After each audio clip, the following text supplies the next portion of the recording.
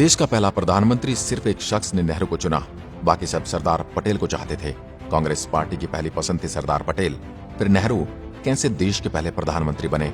आज हम बात करेंगे सरदार वल्लभ भाई पटेल और जवाहरलाल नेहरू की। नरेंद्र मोदी और अमित शाह जब से दिल्ली की राजनीति में उतरे हैं, तभी से सरदार पटेल और जवाहरलाल नेहरू को लेकर राष्ट्रीय बहस छिड़ी हुई है। बीजेपी दावा करती है कि सरदार पटेल प्रधानमंत्री पद के लिए कांग्रेस पार्टी की पहली पसंद थे, जबकि कांग्रेस के तर्क देती है कि नेहरू को सर्वसम्मति के साथ देश का पहला प्रधानमंत्री चुना गया। तो दोनों नेताओं की काबिलियत को लेकर जोरदार बहस छिड़ी हुई है, लेकिन इस बारे में बात फिर कभी। आज हम आपको बताएंगे वह सच्चाई जो इस बात से पर्दा हटा देगी कि देश के पहले प्रधानमंत्री के लिए पहली पसंद कौन था, सरदार पटेल या फिर जवाहरलाल नेहरू। हम यह भी जानेंगे कि क्या वाकई में नेहरू को कांग्रेस पार्टी ने सर्वसम्मति से चुना था या महात्मा गांधी के दखल के बाद सरदार पटेल ने कदम पीछे खींच लिए। Delhi institute of heritage research and management के संस्थापक प्रोफेसर माखनलाल ने इस बारे में हैरान करने वाले खुलासे किए हैं।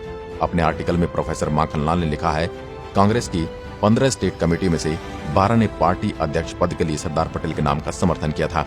इससे भी ज्यादा चौंकाने वाला खुलासा ये है कि नेहरू के नाम पर बाकी बचे 3 कमेटियों ने भी सहमति नहीं दी थी, बल्कि उन्होंने इस मसले से स्वयं को दूर रखा था। उस जमाने में कांग्रेस पार्टी की प्रदेश कमेटी के अध्यक्ष पद के लिए अपने पसंद के उम्मीदवार नॉमिनेट करने और चुनने का अधिकार प्राप्त था। मतलब एक भी कांग्रेस प्रदेश कमेटी ने नेहरू का नाम पार्टी अध्यक्ष पद के लिए नहीं चुना था। यहाँ गौर करने वाली बात यह कि देश की पहली सरकार बनने के लिए न्योता कांग्रेस पार्टी के अध्यक्ष को ही मिलना था। इसका मतलब ये था जो अध्यक्ष बनेगा वह देश का पहला प्रधानमंत्री भी बनेगा। कांग्रेस पार्टी में सरदार पटेल के नाम पर सहमति के बाद भी नेहरू पीएम बनने में इसलिए सफल रहे क्योंकि उनके नाम पर महात्मा गांधी का वीटो लगा था। ये किस्सा है साल 1946 का। उसमें कांग्रेस पार्टी का अध्यक्ष पद मौलाना आजाद के हाथों में था। उन्हें 1940 में पार्टी का अध्यक्ष चुना गया था और वह नेहरू के करीबी भी थे। 2 अप्रैल 1940 तक कांग्रेस के अध्यक्ष रहे। 1940 आते आते ये बात लगभग साफ हो चुकी थी कि भारत को स्वतंत्रता मिलने में ज्यादा समय नहीं है। देश की पहली अंतरिम सरकार बनाने का न्योता कांग्रेस अध्यक्ष को मिलना था।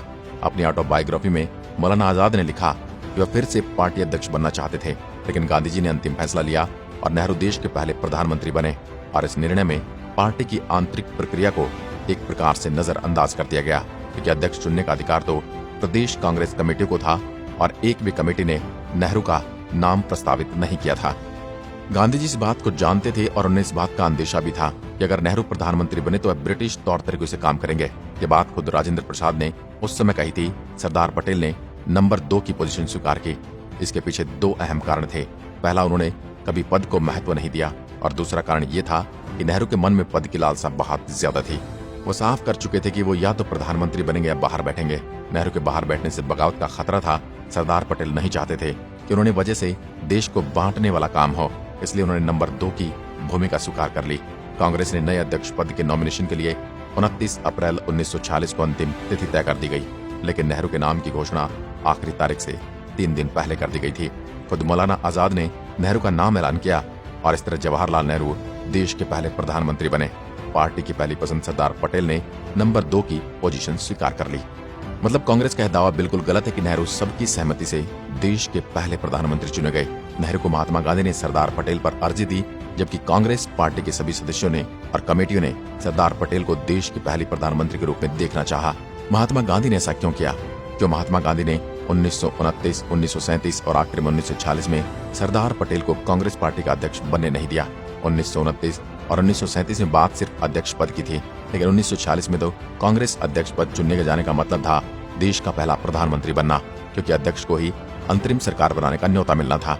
अध्यक्ष को ही अंतरिम सरकार की कमान संभालनी थी। फिर महात्मा गांधी ने ऐसा क्यों किया? इसकी कहानी पर फिर कभी। फिलहाल आज की वीडियो में बस इतना ही। धन्यवाद।